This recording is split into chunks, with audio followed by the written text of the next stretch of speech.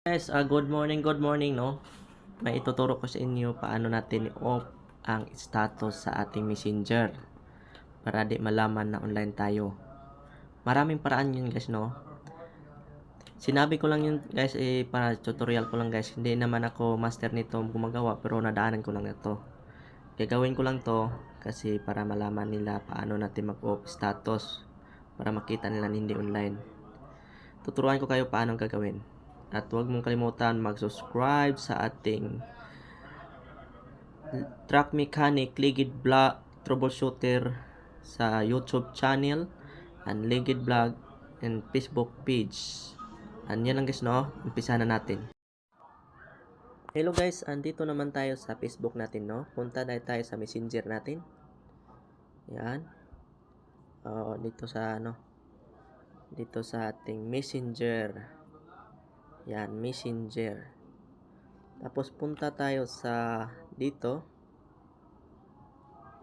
Dito naka-online na guys, no? Punta tayo dito sa active, dito sa setting. Pindutin natin ang active status. Dito. Ito, active status. Tapos off natin guys, no? Kahit 8 hours lang ilagay. Yan. Na-off na natin guys. Tapos paano natin yan, yan guys. Hindi na makita natin, no? Yan guys, hindi yan makita guys. Pero sa ibang cellphone yan makikita yan guys, online tayo. Para hindi makita talaga guys, punta tayo sa ating Facebook. Sa Facebook. Punta tayo sa Facebook. Off status natin yan para malaman natin nga hindi tayo online. Dito tayo sa Facebook guys. Yan, punta dito sa setting. Tapos guys, punta tayo sa dito sa setting din. Tapos punta tayo sa active status.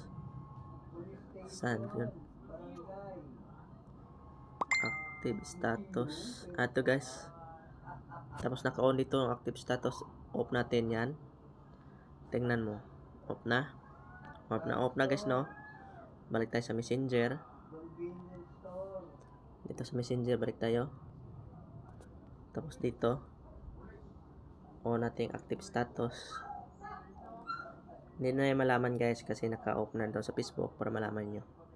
Yan guys, on natin. On na yan guys. Pero sa Facebook, hindi yan online.